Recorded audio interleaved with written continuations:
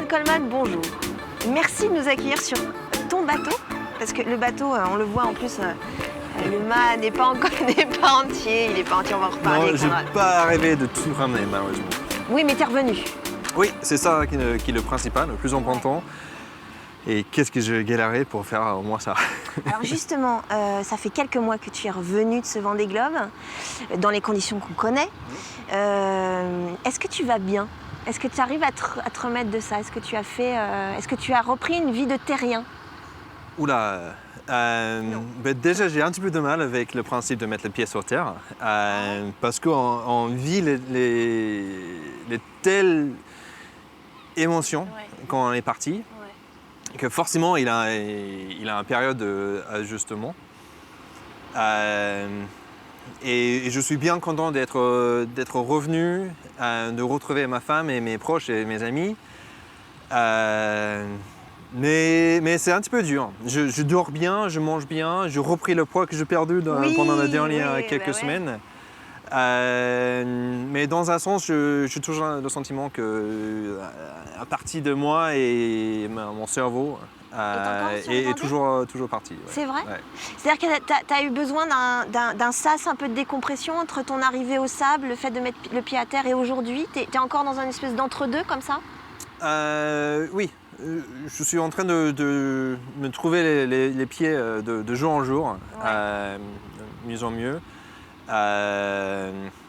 Mais j'étais tendu comme un arc pendant cette tour du monde. Ouais. Et oui, ça prend un petit peu de temps pour libérer tout ça et ensuite avoir la liberté d'esprit pour se regarder autour. Ouais. Dire, ça y est, c'est fait, je fais quelque chose dans lequel je peux avoir beaucoup de satisfaction. Ouais, et de fierté aussi. Et fierté, oui, c'est sûr. Donc petit à petit, il est en train d'arriver, comme les gouttes de café dans un perco. C'est en train de remplir. Ça veut dire que tu y penses encore? Tu penses à des moments que tu as vécu pendant le Vendée Globe? Tu te remémores des choses où il y a des choses qui te font penser? Oui, c'est pas comme si je me réveille la nuit avec les cauchemars ou les rêves comme ça. Mais oui, je crois que ma femme, des fois, elle me regarde et je suis pas présent. Pas là. Et c'est difficile à mettre les choses claires par rapport à où je suis mentalement et qu'est-ce que je suis en train de faire. Ça veut dire que ton Vendée Globe, le parcours que tu as fait, je rappelle 16e place, 110 jours de mer. Bon, j'ai pas noté les heures, les minutes et les secondes, mais 110 jours de mer. Ça veut dire que c'est pour l'instant l'expérience de ta vie? Tu as toujours dit que c'était un rêve, le Vendée Globe. Est-ce que le fait d'accomplir son rêve, c'est pas donné à tout le monde déjà? Oui, c'est clair. Comment tu vois ça? Oui, certainement. Le jour que je suis arrivé ici, c'était certainement un des plus beaux journées de ma vie. Parce que j'avais un tel accueil ici avec les gens qui se sortaient de chez eux pour vraiment m'embrasser, de me prendre dans les bras. Et pour moi, c'était vraiment un moment où j'étais très très humble, que j'ai réalisé que ce n'était pas juste un délire pour moi, pour aller me battre contre le Vendée Globe. Mais j'ai eu un succès pour ramener les gens avec moi. Et avec les difficultés que j'ai eues pendant cette course, que c'était un moyen pour les gens de se connecter avec moi et mon histoire. Donc j'étais vraiment bluffé. Bluffé de ça. Bluffé que les gens étaient là et étaient vraiment touchés par ça.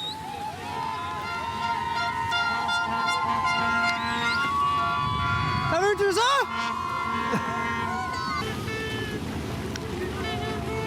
Oh my goodness.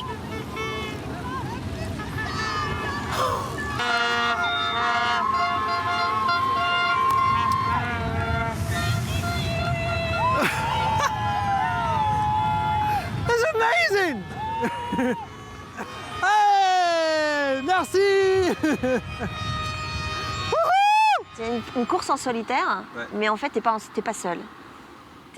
J'avais quelques moments de solitude, mais oui, en gros, c'est ça. c'était incroyable de voir que T'as emporté j'avais des gens touché avec toi. beaucoup de monde. Ouais, avec c'est ça. ça. Il y a des skippers qui, tout de suite après le retour du Vendée Globe, ils ont besoin d'un projet, ils ont besoin de se mettre tout de suite dans une autre course. Arnaud Boissière, Jérémy Bayou, par exemple, des skippers comme ça.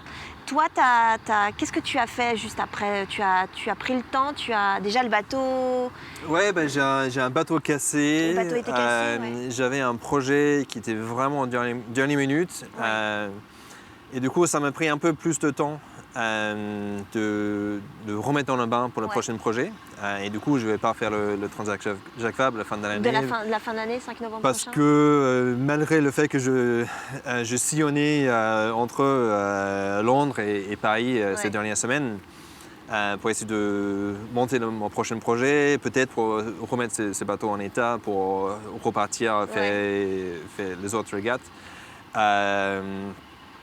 Vu que j'avais une relation avec mes partenaires qui était toujours très très fraîche, on avait besoin de le temps de digérer un petit peu et ensuite repartir sur quelque chose d'autre. Donc, dans le fond de moi-même, oui, j'en suis sûr que je serai ici encore en 4 ans. En 2020, tu l'as déjà 2020, dit, ça. tu veux le faire. Oui, ça c'est clair.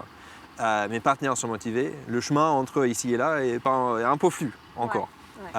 Mais ce qui est sûr, c'est que ma relation avec le Vendée Globe et avec les gens du sable, c'est que le début. Et c'est loin de la fin. Donc, ouais. C'est quand même dingue parce qu'on parle beaucoup de ton dématage de fin de parcours à 785 000 des sables. Mais en fait, on en parle moins, mais t'es passé par-dessus bord aussi. Enfin, il y a eu des moments où tu t'es brûlé les mains. Oui, c'est ça. Il y a eu d'autres Et péripéties. c'est incroyable que dans l'ensemble de mon projet, de cette course, que le fait que j'avais l'incendie à bord,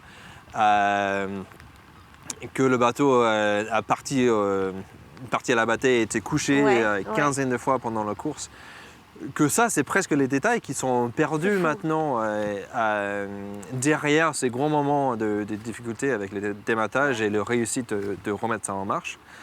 Mais c'est vrai. Et dans un coin de moi, je suis content que j'ai eu cette opportunité de rendre visible la bataille quotidienne que j'avais quand j'étais en mer. Mais tu veux quand même y aller en 2020. Ah ben oui, parce que c'était une opportunité de montrer à moi-même et c'était vraiment une aventure personnelle pour montrer à moi-même de ce que je suis capable de faire. Et du coup, j'ai fait un course un petit peu extraordinaire parce que justement, j'ai arrivé de confronter toutes ces difficultés, de le survoler, d'arriver malgré tout ça. Et maintenant, je sais que je suis capable à faire beaucoup de choses et je veux la chance de découvrir l'autre côté de faille. C'est que si je peux investir autant d'énergie, ingénuité et effort dans la performance et pas juste la survie, qu'est-ce que je suis capable de faire? Donc maintenant, c'est ça la question qui trotte dans la tête. Qu'est-ce que je suis capable de faire sur le côté sport et pas... Oui, c'est ce que tu as dit, c'est-à-dire que tu as dit que tu repartirais en 2020 pour tu mettrais de côté la partie aventure et là tu serais un vrai compétiteur, c'est ça? Oui, et en fait cette participation dans le Vendée Globe, c'était un petit peu dur pour moi mentalement, même au départ, parce que je suis parti avec un vieux bateau qui avait 10 ans déjà le jour du départ, qui était plusieurs générations derrière le bateau flambant neuf qui volait partout. Et dans l'âme, je suis un concurrent, un compétiteur. Que j'étais VTTiste au niveau aux États-Unis. Je viens de boucler ma 3e tour du monde, mais j'ai gagné mon premier. Et en 2012, j'ai eu la chance d'arriver ici au Sable en tant que vecteur Évidemment, on a parlé de ce dématage et surtout le fait que tu es réparé. On t'a beaucoup comparé d'ailleurs à Yves Parlier qui avait aussi fait la même chose en 2001, qui est une référence quand même dans la voile. Et tu as dit une chose très très jolie à ce moment-là, au moment de cette avarie, quand tu es revenu. Tu l'as dit dans l'excellent magazine Voile et Voilier, tu as dit « je n'ai pas osé abandonner » à ce moment-là. Parce qu'à d'habitude, on aurait pu dire « j'ai pas osé continuer ». Toi, tu as dit tout le contraire. Oui. Ben, c'est parce que... Ça t'a traversé l'esprit d'abandonner ou pas? Tout à fait. Tout à fait. Ouais. Je pensais que j'étais au bout de moi-même. Au bout du bout. Et du coup, c'est ça la leçon que je veux partager avec les gens à partir de cette expérience. C'est que on n'est pas un flaque d'eau, dans le sens qu'on n'a pas un fond qui est assez... Peut-être je me perds avec les comparaisons, avec les métaphores. Mais en fait, notre source de motivation, notre source d'énergie et notre savoir-faire, c'est la source sans limite qu'on trouve et on crée la profondeur. Ouais, je comprends. Dans le moment et dans l'instant qu'on a besoin. Ouais.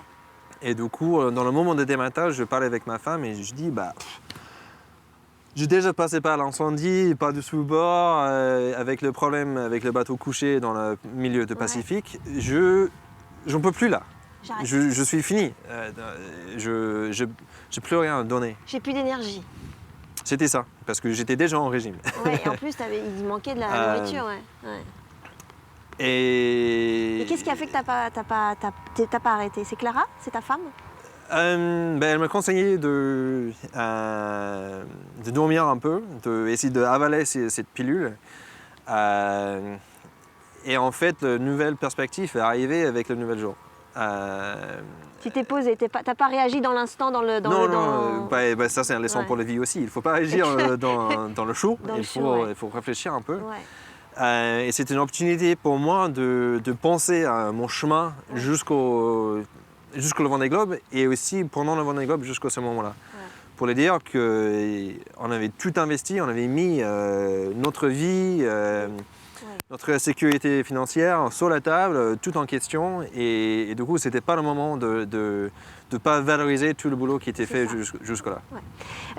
Je me trompe peut-être, mais j'ai un peu l'impression aussi que le fait que tu étais un vrai aventurier pendant ce Vendée Globe-là, et que tu aies eu des soucis, des gros soucis, notamment cette histoire de mât qui casse, qu'on a un peu mis de côté à la fin, quand tu es revenu, le fait que tu sois parti sur un bateau qui prônait des valeurs environnementales, non aux énergies fossiles, etc. Est-ce que tu as eu ce sentiment-là aussi? Oui, c'était un petit peu perdu dans le flou, oui. Dans l'euphorie de l'aventure, quoi. Ouais. Mais ça venait de fait que je montais ce projet, j'ai osé pour commencer le projet sans un sponsor titre, en espérant que si on avait mis l'enjeu dans le match, que ça va servir pour attirer les sponsors parce que on était sérieux. Donc ça portait beaucoup de risques, mais aussi beaucoup de liberté. Et du coup, c'est une opportunité de créer ce projet autour de mes propres valeurs. Ouais. Je suis végétarien depuis 17 ans parce que ça fait une empreinte plus légère sur la Terre. Clara et moi, ma femme, on balade tout en vélo. On fait nos mieux pour être léger. Et pour moi, le voile et le course au large, c'est le seul sport mécanique qui a une empreinte légère, qui peut vraiment porter la valeur pour le futur. Ouais. Et du coup, c'était tout à fait naturel pour moi de pousser cette logique jusqu'à son conclusion naturelle. Pour le dire, on est poussé par le vent, on est rechargé par le soleil, on est capable de produire notre propre énergie. Et c'était vraiment important pour porter Ces valeurs-là. Ces valeurs-là. Mais ces valeurs-là, ce que tu as fait, parce que tu as fait le tour du monde justement sur ces valeurs-là, est-ce qu'elles te servent à quelque chose? Est-ce qu'aujourd'hui tu les transmets, je ne sais pas moi, à des organismes environnementaux, etc. Est-ce que tu vas profiter, est-ce que tu vas être un ambassadeur, un prescripteur de ça aujourd'hui dans des conférences, j'en sais rien, tu vois. Oui, tout à fait. Je fais des conférences un petit peu à droite à gauche en ce moment, souvent basées sur ce principe. Ouais. Mais oui, le bateau, il sert comme un laboratoire pour les technologies pour l'avenir. J'ai une relation très technique avec mes partenaires pour développer la prochaine édition de l'équipement que j'avais à bord. Et du coup, mais le but, c'est pas vraiment d'améliorer la technologie dans le milieu nautisme, parce que ça reste très petit. Le valeur, c'est vraiment pour montrer aux gens ce qu'on est capable de faire et que il faut chercher les moyens pour intégrer ça dans la vie quotidienne le terrien, plus que de faire bousculer les choses en mer. Ça veut dire qu'en 2020, si tu prends le départ du Vendée Globe, et je te le souhaite, quand tu prendras le départ de 2020, tu en es pardon. Voilà, tu parles mieux français que moi. Ça sera forcément sur ces valeurs-là aussi. Tout à fait, oui. Ouais, c'est non négociable. C'est pas négociable. Ouais. Dans une autre interview, tu as dit que tu étais allé chercher. C'était avant que tu partes, ça. Tu as dit que tu faisais le Vendée Globe pour aller trouver la paix. Est-ce que tu l'as trouvé? Excuse-moi de te dire, c'est quand même pas le meilleur moyen le Vendée Globe pour trouver la paix, vu que c'est quand même une galère minimum tous les jours, etc. Donc, est-ce que c'est une galère monumentale même, tous les jours. Ouais. Est-ce que tu as trouvé la paix? Non. Et du coup, c'est pour ça qu'il faut revenir. C'est pour ça que tu continues. Ouais. Parce que, dans un sens, oui, que j'étais très, très fier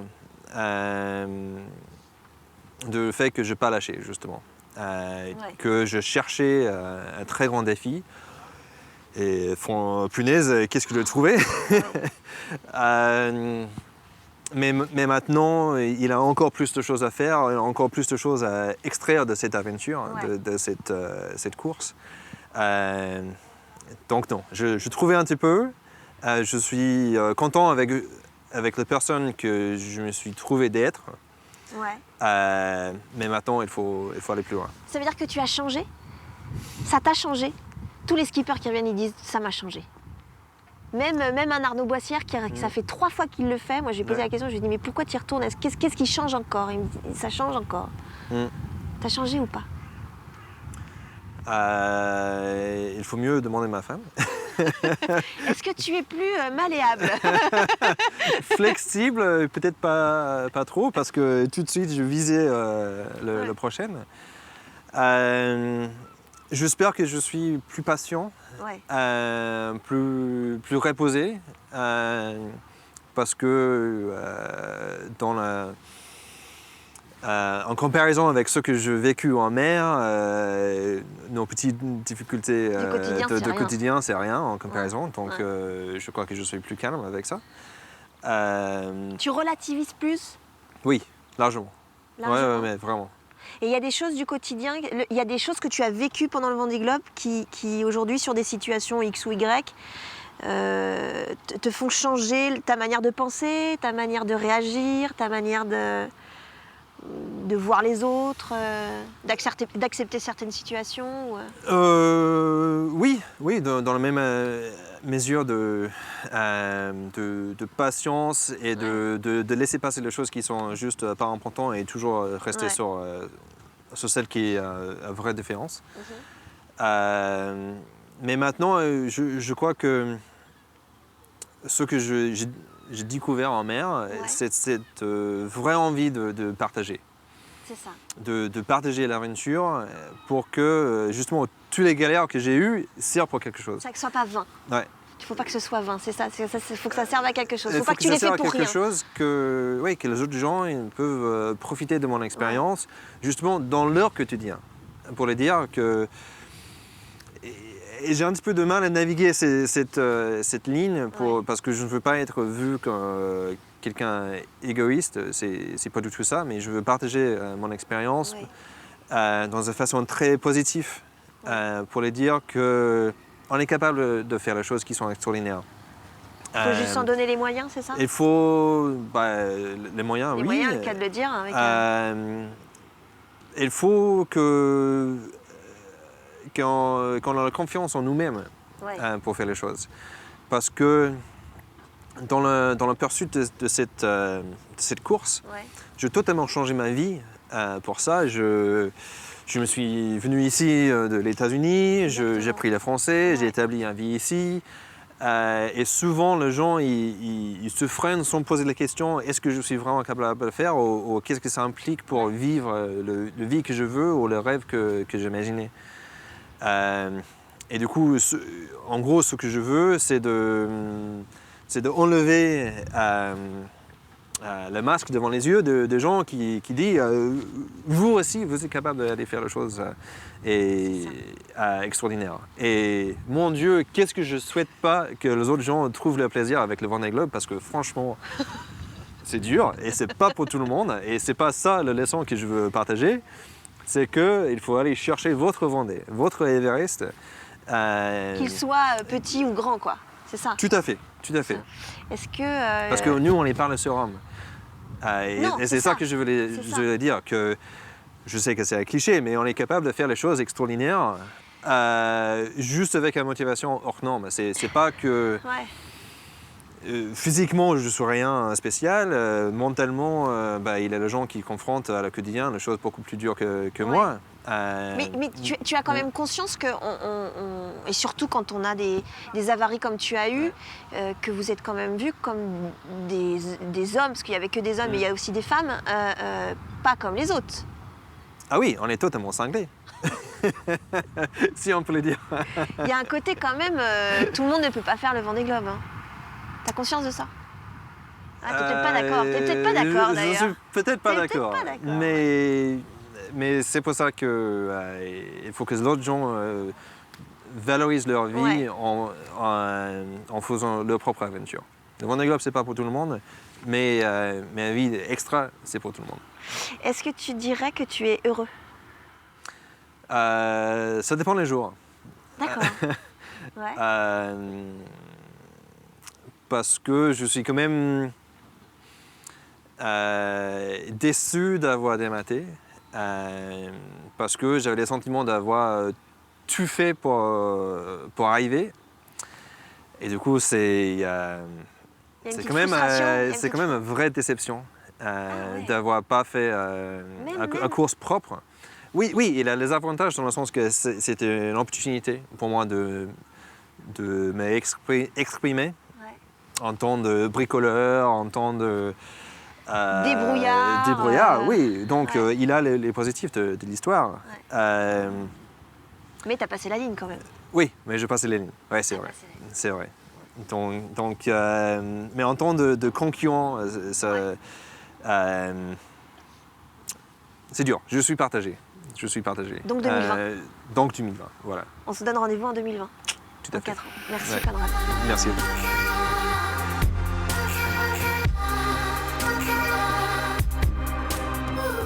Conrad Coleman, fromage ou dessert? Les deux. Fromage et dessert alors? Fromage et dessert. Bon, d'accord. Nouvelle-Zélande ou France? Oula, c'est pas facile celle-là. La France, ensuite la Nouvelle-Zélande. Ah ouais? Ouais, c'est ça. On fait nos vies professionnelles ici et ensuite on va balader en Nouvelle-Zélande. Mer ou terre? Mer. Bisous ou bisu? Bisous. Atlantique ou Pacifique? Pacifique. Pacifique? Ouais. Winch ou Largo winch? James Bond. Ah, joli, très bon choix. Skipper ou bricoleur? Il faut être les deux. Pour la suite, skipper.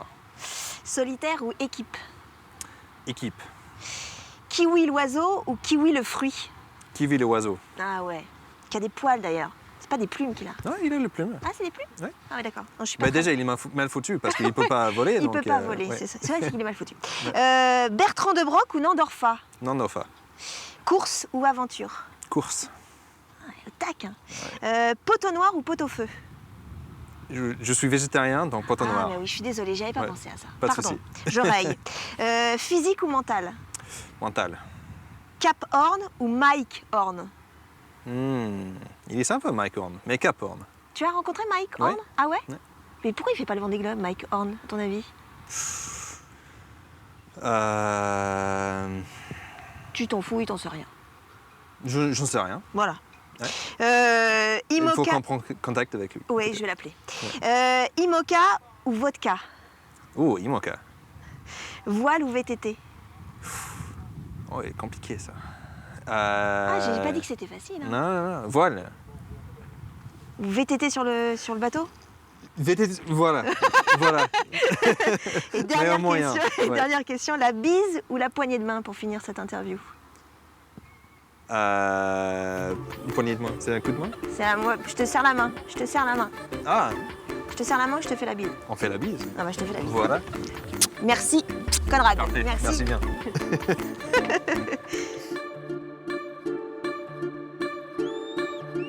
Au revoir, Conrad.